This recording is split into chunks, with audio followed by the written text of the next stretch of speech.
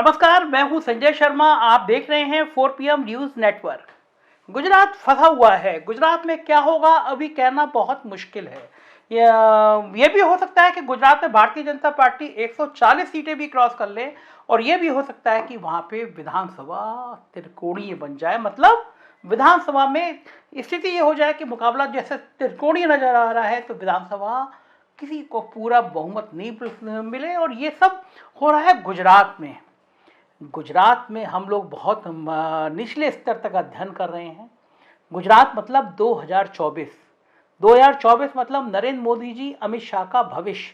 2024 मतलब अंबानी अडानी का कारोबार। बहुत कुछ 2024 पर निर्भर है। और 2024 किस पर निर्भर है? 2024 निर्भर है गुजरात के चुनाव पर। कब मैं बातचीत कर रहा था अशोक वानखेड़े जी से, तो वो कह रहे थे कि अगर 130 से ऊपर गई सीटें तो ये तय बात मानो कि गडकरी और राजनाथ सिंह का टिकट तक कट जाएगा। और ये सीटें 100 से नीचे रह गई, इसका मतलब प्रधानमंत्री जी का उनकी पार्टी में ही विरोध शुरू हो जाएगा। तो जाहिर है कि गुजरात बहुत मुश्किल है, गुजरात बहुत परेशान करने वाला है। यही कारण है कि भाजपा शासित सभी राज्यों के मुख्यमंत्री गुजरात के चुनाव में उतार दिए गए हैं। प्रधानमंत्री ताबड़तोड़ रैली कर रहे हैं, भावनात्मक रिश्ता अपना रहे हैं, कांग्रेस से परेशान है, कांग्रेस का जिक्र कर रहे हैं, कह रहे हैं मेघा पाटेकर जैसे लोगों तक को कांग्रेस साथ ले आई है। कह रहे हैं ये लोग बाहर के लोग हैं, भावुक हो रहे हैं, कह रहे हैं मुझे मुझे मेरी औकात बता रही है। इस तरह की चीजें प्रधानमंत्री जी को गुजरात में कहनी पड़ रही है। वो गुजरात जो उनका अपना राज्य है। कोई सोच सकता था कि गुजरात का चुनाव भी फंस सकता है? अब से कुछ महीने पहले तक लगता था कि गुजरात तो यूं चुटकी बजाते नहीं उठ जाएगा। गुजरात की जनता को पता ही नहीं है उनका मुख्यमंत्री है कौन। शराबबंदी होने के बावजूद रोज लगातार लोग शराब पिए मिल जा रहे हैं। गुजरात की राजनीति क्या है ये मैं आपको आज विस्तार से बताऊंगा, और मैं एक ऐसे शख्स से मिलवाऊंगा जिसने राजनीति की नब्ज पहचानी। 2007 का चुनाव होने जा रहा था, बहुत बहुत महत्वपूर्ण चुनाव था। कोई सपने में भी नहीं सोच सकता था कि मायावती की हुकूमत आने वाली है। तब लखनऊ में इंडियन एक्सप्रेस के संपादक थे दर्शन जी। देसाई जी ने कहा, लिखा अपनी खबरों में कि मायावती की लहर दिख रही है। लखनऊ के अखबार वालों ने मजाक उड़ाया, कहा कि आप ही को दिख रही है, बाकी तो कहीं मायावती नजर नहीं आ रही है।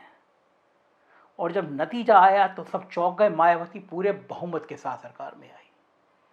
इंडियन एक्सप्रेस के संपादक की पत्रकारिता का सानी नहीं है। दिल्ली में गए, तहलका मैगजीन में काम किया, तमाम देश के बड़े बड़े अखबार, बड़े बड़े संस्थानों में दर्शन देसाई जी ने काम किया। सालों से अब अहमदाबाद में काम कर रहे हैं, ग्राउंड पे काम कर रहे हैं। मैंने सोचा कि इस नब्ज को पहचानूं, क्या कमी है क्या अच्छाई है। दर्शन देसाई जी के पास आपको ले चलता हूं। मेरे रिक्वेस्ट है, अगर आपको गुजरात की राजनीति समझनी है तो ये पूरी बातचीत समझिए, आपको समझ में आएगा कि भारतीय जनता पार्टी वहां कर क्या रही है। चलते हैं दर्शन देसाई जी के पास, एक ऐसा पत्रकार जिसका एक एक शब्द खुद सच्चाई का आईना हो जाएगा। चलिए दर्शन जी, स्वागत है आपका 4 PM में। आप अहमदाबाद में हैं और एक पत्रकारिता का इतना लंबा अनुभव है आपका, जमीन की रिपोर्टिंग का। और मुझे वो दौर याद आ रहा है, आप इंडियन एक्सप्रेस के लखनऊ के संपादक हुआ करते थे। मुलायम सिंह जी की सरकार थी और उस समय में कोई मान नहीं रहा था कि मायावती आ जाएगी। किसी ने सपने में कल्पना नहीं की थी। आप, मुझे याद है अभी तक आपकी लखनऊ में वो चर्चा का विषय बनती है रिपोर्ट। अकेले आप लखनऊ के पत्रकार थे जिसने अनुमान लगा लिया था कि मायावती आने वाली है, जबकि पूरे देश के किसी मीडिया हाउस को अंदाजा नहीं था कि मायावती आ जाएंगी। तो जाहिर है मैं ये बात इसलिए याद दिला रहा हूँ कि आपकी पॉलिटिकल नब्ज बहुत मजबूत है। तो आज गुजरात में हैं आप, अहमदाबाद में, सालों से अहमदाबाद में हैं। गुजरात चाहता क्या है और गुजरात में होने क्या जा रहा है, यहाँ से शुरुआत करता चाहता क्या है वो बहुत ही पेचीदा सवाल है, तो उस पे हम बाद में आते हैं। लेकिन होने क्या जा रहा है उस पे थोड़ा सा थोड़ी सी बात कर सकते हैं। देखिए, पहली बात तो ये है कि सर्वे आए हैं कि 131 से लेके 140 तक की भाजपा की सीटें आएंगी। वो सी वोटर और दूसरे भी किसी का आया, मैं नाम भूल रहा हूँ। कई सर्वे आए हैं जो ये कह रहे हैं। तो मेरा और जो जिन्होंने सर्वे किया था उनसे मेरी पर्सनल लेवल पे बात भी हुई थी। उसमें से कोई लोग मेरे साथ, मेरे कलीग रहे थे एक, तो उनसे बात हुई थी। तो मैंने उनको ये बोला था कि आप जो ये लिख रहे, ये सर्वे जो आप दे रहे हो, तो मुझे ये ऐसा लग रहा है, मुझे यहाँ बैठ कर के, मैं यहाँ अहमदाबाद में बैठा हूँ और आप दिल्ली में बैठे हैं, आप सर्वे कर रहे हैं, तो मुझे ये लग रहा है कि मैंने बहुत साल घास काटी है, मुझे कुछ समझ में नहीं आ रहा है क्या हो रहा है। क्योंकि मुझे लगता, मैंने बोला फिर आपको पक्का पता है कि आपने ये सर्वे गुजरात में ही किया था या कहीं और किया होगा? तो बोले आप ऐसा क्यों कह रहे हो? मैंने बोला सिंपल रीज़न ये है कि एक तो ज़मीनी हकीकत ऐसा कुछ मुझे दिखाई नहीं पड़ रहा है। इसलिए मैं कह रहा हूँ ना, अगर मुझे नहीं दिखाई पड़ रहा और अगर यही सच है तो मैं शायद घास ही काट रहा था। तो लेकिन मुझे ऐसा नहीं दिखाई पड़ रहा है, तो उसका वो जो रीज़न क्या है? मैंने बोला 2-3 रीज़न है। मतलब एक मेन रीज़न ये है कि 2002 में जब हिंदुत्व का टोटल पीक था, मतलब इतना बड़ा हिंदुत्व का पीक शायद अडवाणी जी की पूरी यात्रा में नहीं था, सोमनाथ से अयोध्या। पूरी यात्रा में इतना बड़ा हिंदुत्व का पीक नहीं था, इतना बड़ा पीक 2002 हिंदुत्व में हुआ। और वो उस टाइम नरेंद्र मोदी जी खुद चीफ मिनिस्टर थे। जैसे अभी तो नहीं है। मतलब he was leading from the front, जो हम कहेंगे, वो खुद थे और बेस्ट टाइम था। बेस्ट टाइम में 127 सीट आई है। तो अब ऐसा क्या हो गया कि उससे भी ज़्यादा सीटें आ जाएँगी जब नरेंद्र मोदी जी गुजरात में नहीं है। और भी देखें कि उनके रहते-रहते भी 127 से 117 हुई 2007 में, 2012 में 115 हुई और 2017 में 99 हुई, जब वो पहला इलेक्शन था, जब वो नहीं थे यहाँ पर। मतलब टेक्निकली वो नहीं थे। तो ये रिजल्ट आया। तो अब ऐसा क्या हुआ, उस पे मैं आ रहा हूँ। अच्छा, उसके बाद क्या हुआ कि अच्छा वो नहीं थे, लेकिन सबको पता है कि वोट जो है उन्हीं गुजरात में वोट जो है नरेंद्र मोदी जी को मिलते हैं, चाहे लोकसभा इलेक्शन हो, चाहे विधानसभा इलेक्शन हो। और हमने तो यहाँ तक कि देखा है कि इवन म्युनिसिपल कॉर्पोरेशन का इलेक्शन क्यों ना हो, उसमें भी थोड़ी सिचुएशन बाद कहीं-कहीं बदली थी, बट मोर और लेस लार्जर देन लाइफ जो हम कहते हैं, वो उन्हीं की छाया रही है कि उन्हीं पे चलता है सब कुछ, उन्हीं का है, वोट सारे उन्हीं को मिलते हैं। तो आपको याद हो 2019 में मोदी जी खुद मतलब अपनी जो बोलने की अदा है उनकी, उसमें वो कहते थे कि आपका एक-एक वोट मोदी के खाते में जाएगा। मतलब वो जो पूरा जो एक स्ट्रेस दे कर के उनकी जो स्टाइल थी वो बोलने की, तो वो सारी चीज़ों पे इफ़ेक्ट होता था। अ, अच्छा, अब फ़र्क ये है, 2017 भी बहुत इम्पोर्टेंट, उस पे मैं आता हूँ, लेकिन उसके पहले मैं आपको, अब फ़र्क ये है, एक ही फ़र्क है कि आम आदमी पार्टी की एंट्री होना गुजरात में। एमआईएम भी है, एमआईएम भी फ़र्क थोड़ा डाल रहा है। तो एमआईएम तो क्लियरली मैं कह सकता हूँ, मतलब बिना किसी झिझक के, कि वो बी टीम है, उसमें कोई डाउट नहीं है। क्योंकि वो जीतने के लिए आए होते तो ये तो सिर्फ़ 13 सीट पे खड़े हैं। ठीक है, तो वो दिख रहा है, और कहाँ-कहाँ पे खड़े हैं, वहाँ से भी दिख रहा है। और उसके एग्ज़ाम्पल हम दूसरी में आगे जैसे बात करेंगे, उसमें मैं कहूँगा। तो ये है तो आम आदमी पार्टी का आना। अच्छा, तो ये जो सर्वे आए हैं, उनका बेसिकली मेन सर्वे का निचोड़ वो वहाँ से निकाल रहे हैं कि एंटी बीजेपी जितने वोट हैं, एंटी इनकम्बेंसी वाले, वो आम आदमी पार्टी और कांग्रेस के बीच में डिस्ट्रीब्यूट हो जाएँगे, डिवाइड हो जाएँगे, इसलिए बीजेपी को इतना बड़ा नंबर मिल रहा है। ये इनका कैलकुलेशन है। नेक्स्ट क्वेश्चन पे आने से पहले मैं इसका एक एंड कर दूँ इसको, सर्वे से लेकर तक बात को, कि ये सर्वे एक बेसिक असम्पशन पे चल रहा है कि नरेंद्र मोदी जी, अमित शाह जी, भाजपा और उनके सारे वोटर एक कोई बहुत बड़े टावर पे बैठे हुए हैं, ऊपर ऊपर, और टावर से नीचे देख रहे हैं कि कैसे आम आदमी पार्टी और कांग्रेस एक दूसरे में लड़ मर रहे हैं। ठीक है, ये असम्पशन पे पूरा हो रहा है। तो मेरा एक ही सवाल है कि आप कैसे मान सकते हैं कि आम आदमी पार्टी वो टावर पे बैठे हुए बीजेपी के वोट्स को नहीं तोड़ेंगे? उसमें उसमें कुछ डेंट नहीं करेंगे? आप ऐसे कैसे कह सकते हैं कि कांग्रेस पार्टी भी उसमें कोई डेंट नहीं करेगी? 2017 में को यही कांग्रेस, आम आदमी पार्टी तो नहीं थी, आम आदमी पार्टी को तो 30 कैंडिडेट सब ज़ीरो आए हैं, डिपॉज़िट चली गई थी। तो 99 वर्सेस 77, वो 7 सीटों से ही जीते हैं। ठीक है, तो वो कैसे आए? वो वोट तो उन्होंने बीजेपी के लिए थे, कोई नए वोट तो आए नहीं। बिल्कुल। तो ये दोनों लोग तोड़ेंगे तो उनके भी तो तोड़ेंगे वोट, जीते बिल्कुल ना सही बात जीते, है। वो चर्चा पे हम आगे आते हैं। बट लार्जर पिक्चर जो मुझे समझ में आ रहा है वो ये है। और अभी नरेंद्र मोदी जी अगर जो कहते हैं कि भाई मोदी है तो मुमकिन है, मेरा ये कहना है 2022 में कि मोदी है तो ही मुमकिन है गुजरात 2022। अब आप उनको हटा देंगे तो भाजपा नहीं जीत रही है, मैं कॉन्फिडेंस से कह सकता हूँ इस चीज को। ये है सी मतलब लार्जर पिक्चर जो है। ये आपने एक बड़ी इंपॉर्टेंट बात बताई कि वोट जो काटेगी आम आदमी पार्टी वो दोनों के काटेगी। अच्छा, हम जितने लोगों से बात करता हूँ दर्शन जी, सबसे पहला सवाल उनका होता यही है कि वोट आम आदमी पार्टी किसके काटेगी। पहले तो ये मान रहे थे कि चलिए वही वो भी बीजेपी के कहने पे कांग्रेस के वोट काटेगी, लेकिन जो केजरीवाल का गणेश लक्ष्मी वाला दांव था, तो जहां तक लोगों को समझ में आया उससे मुस्लिम तो एकजुट होकर अब आम आदमी पार्टी की तरफ नहीं जाएंगे, तो नेचुरली वो जो हिंदुत्व वाला कार्ड है वो तो नुकसान बीजेपी को पहुंचाएगा। ऐसे लोगों की धारणा है, क्या ये सही धारणाएं हैं? नहीं, देखिए बेसिकली केजरीवाल जो हम इंग्लिश में कहते हैं ना, taking a leaf from somebody's book, किसी की किताब से एक, तो केजरीवाल जी ने जो लीफ नहीं लिया है, उन्होंने पूरे के पूरे चैप्टर उठाए हैं, ठीक है, भाजपा की बुक से।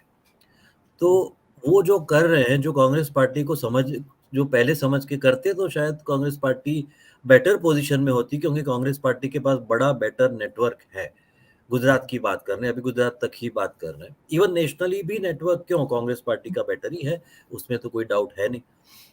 तो इन्होंने क्या किया, ये बेसिकली कभी कभी जो है ना वो केजरीवाल भी थोड़ा थोड़ा खेलते रहते हैं वो, तो ये जो है उन्होंने एक पुड़िया छोड़ दी, ठीक है। तो बेसिकली वो जो ट्रॉल बोलते हैं ना, वो बेसिकली वो ट्रॉल कर रहे हैं भाजपा को, वो ट्रॉल कर रहे हैं कि इस पे आप क्या कहोगे। तो वो इनकी भी एक स्टाइल है कि आप जो है नॉन इश्यूज पे या छोटी छोटी ऐसी इमोटिव इश्यूज पे, ऐसे इश्यूज पे आप चढ़ा दो पूरी डिबेट और चर्चा। तो यही उन्होंने काम कर दिया कि उन्होंने चढ़ा दिया।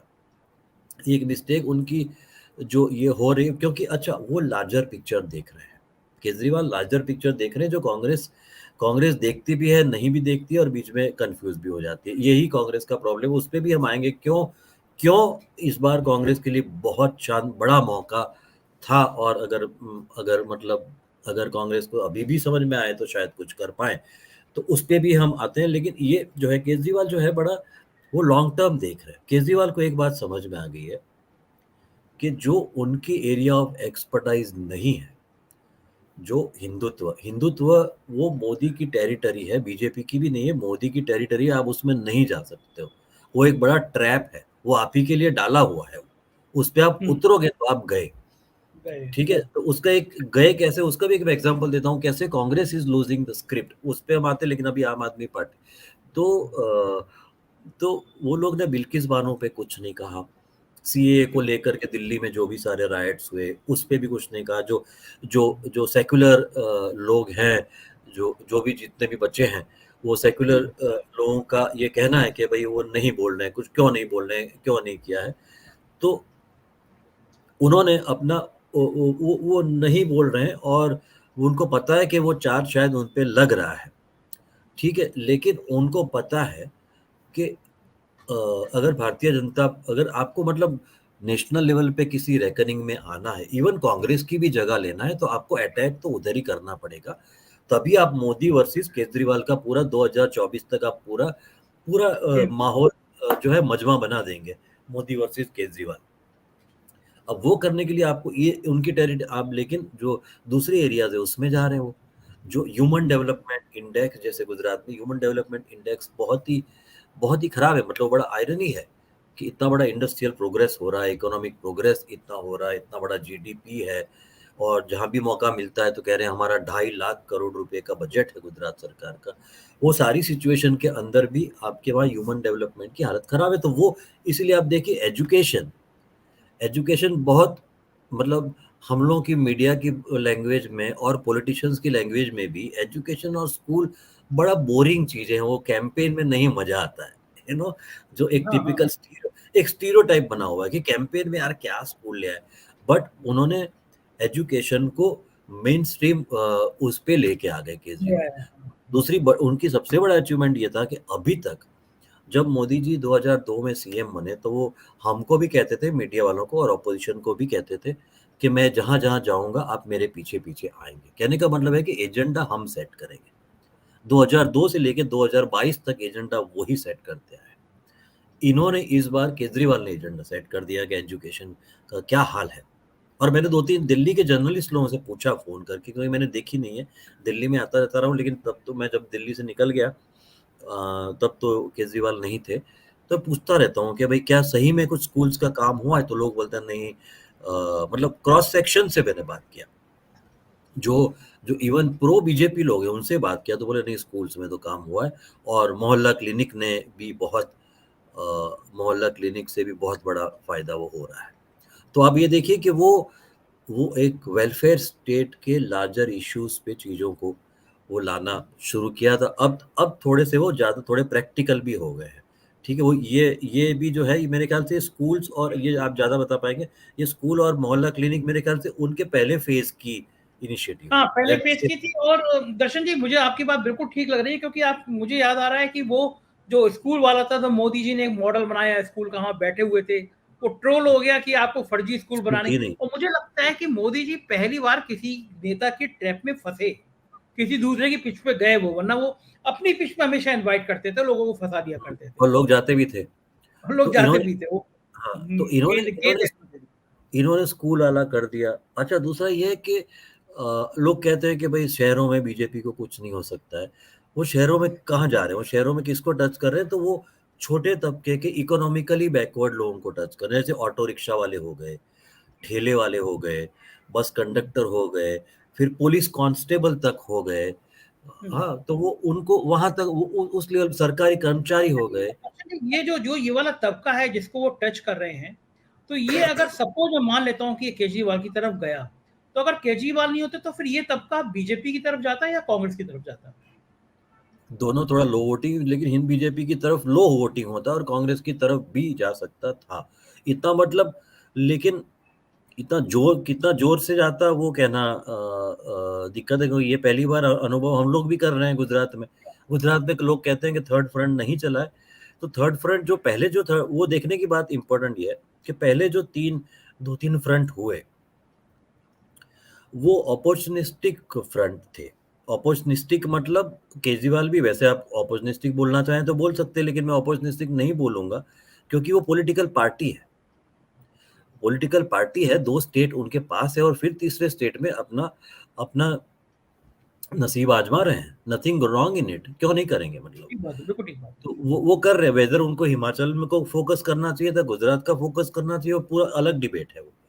सत्येंद्र जैन के कारण गुजरात आए या क्यों आए, वो सब पूरा फिर लंबी कहानी दूसरी हो जाती है। लेकिन आप देखिए गुजरात में लास्ट केशुभाई पटेल निकले, उन्होंने गुजरात परिवर्तन पार्टी बनाई। क्या मेन था? पाटीदार।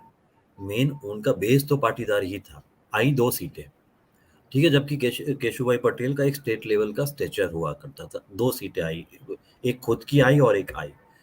उसके पहले Shankar Singh Vaghela once again offshoot, ये केजुभाई पटेल बीजेपी से निकले हुए। उसके पहले शंकर सिंह वाघेला भी बीजेपी से निकले हुए, राष्ट्रीय जनता पार्टी उन्होंने बनाई, 4 सीटें आई। शंकर सिंह वाघेला, जो लोग कहते हैं कि शंकर सिंह वाघेला और नरेंद्र मोदी दोनों लोगों ने भाजपा को गुजरात में खड़ा किया। शंकर सिंह वाघेला मोटरसाइकिल चलाते थे, मोदी जी पीछे बैठते थे। और ज़्यादातर क्रेडिट मतलब आप जो ऑफ रिकॉर्ड वाले जो बहुत सारे लोग आपसे बात करें, वो ज़्यादातर क्रेडिट शंकर वाघेला को देते हैं कि उन्होंने बिल्ड किया था। और हमने तो देखा है उनके पास एक स्कूटर था, मोटरसाइकिल थी, उसके बाद वो पुरानी एक फिएट आती थी, फिएट 1100, अगर आपको पता हो, गोल सी थोड़ी-सी फिएट आती है, वो उसमें हाँ, अकेले घूमते, सब जगह घूमते थे वो। तो लेकिन शंकर सिंह वाघेला जैसा आदमी जिसका स्टेट उस वो 4 सीट ला पाए, ठीक है? उसके पहले थोड़े से सक्सेसफुल थे चिमन भाई पटेल। चिमन भाई पटेल कांग्रेस के थे ओरिजिनल, वहाँ से निकले, उन्होंने जनता दल बनाया, और उन्होंने सरकार भी बना ली। जन बीजेपी 1990 में तो जेडी बीजेपी की मिली-जुली सरकार बनी, कोएलिशन। जो 92 में बाबरी के बाद हटा, कोएलिशन टूटा, फिर वो कांग्रेस में वापस गए। तो उनका वो पहले जब पहले भी उन्होंने पार्टी के अंदर रिवोल्ट करके कांग्रेस पार्टी में रह करके उन्होंने ये एक सरकार अपनी बनाई। उसके बाद नवनिर्माण एजिटेशन बहुत बड़ा हुआ, उसमें उनकी सरकार गिर गई। उसके बाद से तो जेपी मूवमेंट जेपी मूवमेंट को उसमें से इंस्पिरेशन मिला और यहीं से जेपी मूवमेंट शुरू हुई। बाकी सब तो हम जानते हैं 77 में क्या हुआ, 80 में वापस आए, बीजेपी की स्थापना हुई। तो लेकिन ये सब सारे जो है अभी तक इस तरह से वो सक्सेसफुल नहीं हुए, क्योंकि ये सारे ऑपोर्चुनिस्टिक थे। 95 में भाजपा की सरकार को तोड़ी पहली बीजेपी की गवर्नमेंट, जो 6 महीने में पहली केशव भाई की सरकार गिर गई थी, दूसरे मतलब कॉम्प्रोमाइज कैंडिडेट आए वगैरह वगैरह, वो उन्होंने किया। और फिर भी वही बीजेपी ऐसे ही तरह की मेजोरिटी के साथ वापस 1998 में आ गई, क्योंकि वो पूरा दिख गया कि पूरा ऑपोर्चुनिस्टिक अच्छी चल रही थी पार्टी, ये पूरा ऑपोर्चुनिस्टिक अलायंस आकर के ये सब कर रहा है। तो ये सारे ऑपोर्चुनिस्टिक है, इसलिए थर्ड फ्रंट नहीं चला है। और शायद अभी भी चले ना चले, अभी हम इतना नहीं कह सकते, लेकिन एक जो है हम उसको हर चीज को एक ही पुराने ही उससे सिस्टम से देखेंगे तो नहीं होगा, क्योंकि कुछ तो हो रहा है। हाँ, बिल्कुल ठीक कुछ बात है, बिल्कुल सही बात है। कुछ तो हो रहा है, अच्छा वो दिख। दर्शन जी, एक मैं आपको बीच में सॉरी रोकूंगा। सबकी निगाह लगी है सूरत पे। अगर पिछली बार सूरत नहीं होता तो बीजेपी होती नहीं। सीटों का 7 सीटों का अंतर था। इस बार सूरत की 16 सीटों में जैसे 15 बीजेपी जीती थी। इस बार आपके पास क्या फीडबैक है, सूरत में क्या होने जा रहा है? कुछ लोग कह रहे हैं कि 5 या 6 सीटों पे आम आदमी पार्टी बहुत अच्छा लड़ रही है वहां पे। हाँ, मतलब मेरा जो मिल रहा है वो ये है कि शायद 3 एक सीट निकाल भी ले सूरत सिटी से। जो 16 है वो डिस्ट्रिक्ट की है। हाँ, 16 डिस्ट्रिक्ट की है और 12 जो है सिटी की है। 4 आसपास है और 12 सिटी की है। ओके। तो ये जो है तो तो आप वो बिल्कुल सही कह रहे हैं, आम आदमी पार्टी को आप नकार नहीं सकते वहां पे, अगर मान लीजिए आपका। नकार नहीं सकते, क्योंकि अच्छा, एक मैंने एनालिसिस पढ़ा, बहुत इंटरेस्टिंग चीज आप देखने लायक है, कि एक एनालिसिस पढ़ा कि भाई आम आदमी पार्टी जो है वो बेसिकली सूरत म्युनिसिपल कॉर्पोरेशन में ठीक है, ऑपोजिशन आई, कांग्रेस 0 हो गई, 27 सीट लेके आई, और लेकिन वो तो म्युनिसिपल कॉर्पोरेशन लेवल के इश्यूज थे, और स्टेट लेवल के इश्यूज में उसका कुछ वो खास वो नहीं है। अब उसके 2 कारण थे। एक तो ये था कि जो सारे हैं सौराष्ट्र रीजन, जो सूरत का एक रीजन है सौराष्ट्र, मतलब सौराष्ट्र वाले जो रहते हैं, वराछा रोड वगैरह जो है, जिसमें काफी, जिसको मिनी सौराष्ट्र बोलते हैं, तो पूरा सौराष्ट्र रीजन है, सारे डायमंड वर्कर्स हैं, टेक्सटाइल वर्कर्स हैं, मेजोरिटी डायमंड वर्कर्स हैं। और जो डायमंड वाले जो अच्छा कर गए वो बाद में बिल्डर बने, रियल एस्टेट वाले भी बने, और डायमंड में भी रहे, रियल एस्टेट में भी रहे। और तो ये सारा वो रीजन है, वहाँ पे टेक्सटाइल वाले भी है, लेकिन डायमंड की मेजोरिटी, वो सारा जो वराछा एरिया है ना, ये सारा वराछा एरिया का कंटिन्यूअस लाइव इंटरेक्शन है सौराष्ट्र रीजन के साथ में। सौराष्ट्र रीजन जहाँ पे मैक्सिमम सीटें 54 सीटें, उनके साथ इनका लाइव कांटेक्ट रहता है, अभी भी आज भी है। और ये वो लोग हैं जो जिनका माइग्रेशन शुरू हुआ था 1956 में, छप्पनियों दुकाल बोलते हैं ना, छप्पनियों मतलब 56 वाला, दुकाल मतलब वो अपना जो आता है, क्या बोलते हैं, सूखा पड़ना। तो वो 1950 बहुत बड़ा समय तक वो सूखा पड़ा, इसलिए काफी सारे लोगों का माइग्रेशन आता गया, और पूरा रीजन जो है उसको मिनी सौराष्ट्र लोग बोलते हैं, और वो एकजुट होकर के ऑलमोस्ट एक ही टाइप की वोटिंग उनकी रहती है। वहां से वो लोग मेजोरिटी 27 सीटें, एक आध दो फिर भी इधर उधर है, लेकिन मेजोरिटी सीटें जो है वो उसी रीजन से आई है। और वो सारा रीजन मतलब पाटीदार रीजन, ठीक है। और वो पाटीदार रीजन उस टाइम हार्दिक पटेल कांग्रेस में थे, और हार्दिक पटेल जो है वो जो है वो म्युनिसिपल कॉर्पोरेशन लेवल की टिकटें भी, जो उनके पास के जो नेता है, पाटीदार अनामत आंदोलन समिति, जो पास बोलते हैं, PAAS, उनके उनके नेताओं को टिकट नहीं दिलवा पाए थे।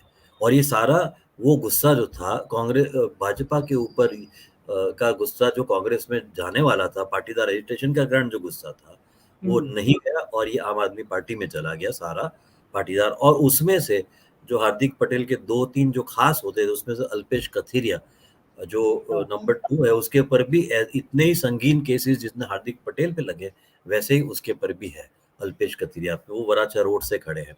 एक उनका धार्मिक मालवीय था, वो भी सूरत से खड़े हैं। और उनका जो ओरिजिनल अन्ना के टाइम की टीम के लोग हैं, मनोज सोरठिया, वो अन्ना हजारे के टाइम के लोग हैं, मनोज सोरठिया, फिर राम धड़ुक, ये सारे लोग, ये सारे पाटीदार है, और सारे लोग आम आदमी पार्टी से खड़े हैं सूरत में। तो 3-4 सीटों का उनका है। सही अब बात है, ये बहुत बहुत मजबूत हो जाए, ये तो बहुत मजबूत हो जाता है। अच्छा दर्शन जी, दो ये है। सवाल है, बड़े बड़े सवाल दो हैं। अगर मोदी जी 110 प्लस होती है, मतलब बीजेपी 110 प्लस होती है, तो मोदी जी जाहिर है पार्टी में बहुत मजबूत हो जाएंगे। अगर 120 हुई तो और मजबूत हो जाएंगे। लेकिन सीटें अगर 100 से कम होती हैं तो 2024 में मोदी जी और शाह जी के ऊपर इसका क्या असर पड़ेगा? मतलब एक बड़ा चैलेंज खड़ा हो जाएगा। चैलेंज उसको सिर्फ हम नंबर्स में ना देखें। देखने की बात जो है वो ये है। अच्छा नाउ अब मैं 2017 की बात करता हूँ। तो आपको मैं रेफरेंस टू कॉन्टेक्स्ट मिलेगा कि 2017 में हार्दिक पटेल, लोग कह रहे हैं कि हार्दिक पटेल का एजिटेशन, फिर जिग्नेश मेवाणी और अल्पेश ठाकुर, ये तीनों की वजह से कांग्रेस पार्टी कि इसका इतना अच्छा परफॉर्मेंस रहा। ये बात सही भी है और टोटली सही नहीं भी है। ये राहुल गांधी का बेस्ट स्टिंट था। अब राहुल गांधी की पॉलिटिकल करियर का बेस्ट टाइम 2017 गुजरात था, वो भी आप देखिए गुजरात में, ठीक है, जहां से मतलब पप्पू ज्यादातर लोग पप्पू बनने की जो सारा बेस सब वहीं से, ज्यादातर लोग वहीं यहीं पप्पू उनको बोलते हैं। तो उनकी अच्छा उन्होंने क्या मुद्दे रेस किए? उन्होंने मुद्दे रेस किए अनएम्प्लॉयमेंट, ठीक है, उन्होंने मुद्दे रेस किए किसानों में जो स्ट्रेस था वो इश्यूज रेस किए। उन्होंने बहुत सारे जो ह्यूमन इंडेक्स वाले भी रेस किए, लेकिन मेन ये सब उन्होंने प्राइवेटाइजेशन, जमीन, ये सब इश्यूज, जल जंगल जमीन आदिवासी एरिया में, ये सारे इश्यूज पे उन्होंने बात की। और पहली बार ऐसा हुआ जब मैं देख रहा था, मैं उनके पीछे पीछे गया था पूरे उनके टूर में गुजरात में, तो हमने पहली बार देखा कि वो एक बार भी हिंदुत्व का ही नहीं कर रहे। भले वो 26 मंदिरों में जाके आए थे, लेकिन उन्होंने कोई उस पे जाके आए, बस उतना ही किया, उससे ज्यादा कुछ नहीं किया। उस पे सिर्फ इमेजेस बनी, फोटो ऑफिस बने, वीडियो बन गए, लोगों ने उनको सॉफ्ट हिंदुत्व वगैरह भी चला दिया। जबकि मेरा मानना है सॉफ्ट हिंदुत्व नाम की कोई चीज नहीं होती, हिंदुत्व एक ही होता है, हार्ड होता है, ठीक बात है, बिल्कुल सही। सॉफ्ट वॉफ्ट कुछ नहीं होता है। तो और बात वो एक ही हिंदुत्व है जो इनका उस पे उनका पूरी मोनोपोली, कमांड है। आप उस नहीं, उसमें हम नहीं छू सकते उसको। अच्छा, तो हाँ, लेकिन इन्होंने उसमें बिल्कुल गए नहीं, वो यही बात की। अच्छा, एक पाटीदार, एक ओबीसी और एक दलित, वो एक प्लेटफॉर्म पे आना गुजरात में, वो अपने आप में एक बहुत बड़ी घटना थी, क्योंकि ऐसा हो नहीं सकता है। तीनों एक दूसरे के मतलब रादर रादर पाटीदार और ओबीसी सब दलितों के एक्सप्लॉइटर रहे हैं। तो एक दूसरे का कास्ट बेसिस पे बड़ा एक्सप्लॉइटेशन होता है, दलितों पे बहुत अत्याचार होते हैं गुजरात में, मेजोरिटी और हाई कास्ट, जिसमें पाटीदार का बड़ा रोल है। लेकिन ये तीनों साथ में आए। अच्छा, ये तीनों एक ही बात कर रहे थे, अनएम्प्लॉयमेंट, अपने प्राइस राइज और यही सब, प्राइवेटाइजेशन ऑफ एजुकेशन, ये सारी बात कर रहे थे। और वो सब जगह उनको ट्रैक्शन मिल रहा था। हार्दिक पटेल की रैली में, मैंने एक दो रैली ऐसी देखी है, मोरबी में भी देखी थी, कि हार्दिक पटेल की रैली में मोदी जी से ज्यादा लोग देखे गए थे सेम डे, ऐसा भी देखा गया था। हो रहा है, तो बिल्कुल ठीक कह रहे हैं। तो वो जो है, अच्छा, और दूसरे लेकिन देखिए उनकी इस बार तो दर्शन जी कह रहे हैं कि हार्दिक पटेल की अपनी सीट फंसी हुई है, बीजेपी में फंसी आ हुई गए है, लेकिन। हाँ, इतना आसान नहीं है, इतना आसान नहीं है। तो इतना मेरे आसान क्योंकि लबोलाब दर्शन जी, मैंने भी आपका बहुत समय लिया, लेकिन आखिर में बस मैं सिर्फ 2 मिनट में जानना चाहता हूँ। आज की तारीख में दो सिर्फ सवाल पूछूंगा आपसे मैं। क्या कोई संभावना ऐसी भी है कि गुजरात में हंग असेंबली आ जाए?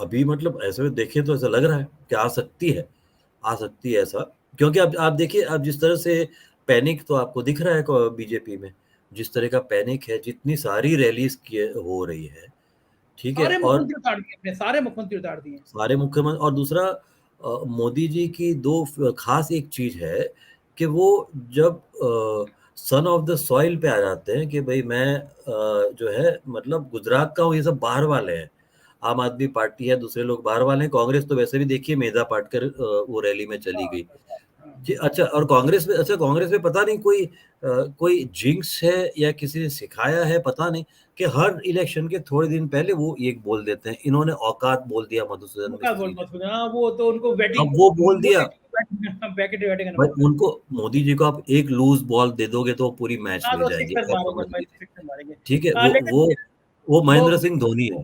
है ना? हाँ, वो वो भाजपा बहुत के मदद से जो ये ग्रेट फिनिशर है वो कर डालेंगे। दर्शन वो आपने कर दिया, पुराना सारा याद कर दिया, सब ठीक याद है? कर दिया। और दूसरे इश्यूज़ चले गए, सौराष्ट्र में इतना बड़ा मोरबी कांड है, आप देखिए रोज़ हाई कोर्ट लताड़ रही है सरकार को, हाँ, रोज़। आज रोज रोज आज भी अभी मैंने लिखा है।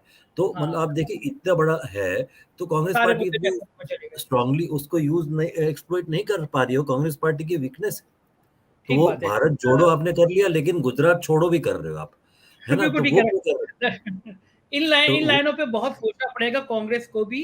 और दर्शन जी और एक आज आखिरी आपने चीज़ बहुत जो मैं पहले कह रहा था, आखिरी एक सेंटेंस जो अब मैं पहले कह रहा था, कि तो वो क्या हुआ कि वो सारी जो टारगेट था 2017 में, वो सारी देश की इकोनॉमिक पॉलिसीज़ के ऊपर टारगेट किया जा रहा था।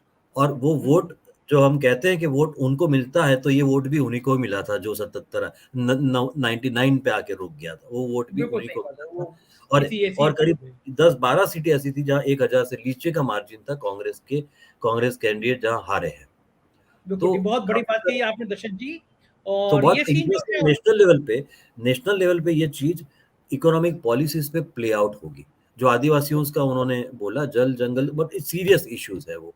मतलब मैं कुछ बोलूँ छोड़ दीजिए आप रिसर्च लोगों से पूछ सकते हैं, सरकार रिसर्च करवा सकती है क्या हो रहा है। उनके पास वो कोई पॉलिसीज़ नहीं दिखा पा रहे हो। जवाब देते तो वही दिखाते हैं जवाब कि हमने आदिवासी प्रेसिडेंट लेके आए, आपने को तो कुछ नहीं किया।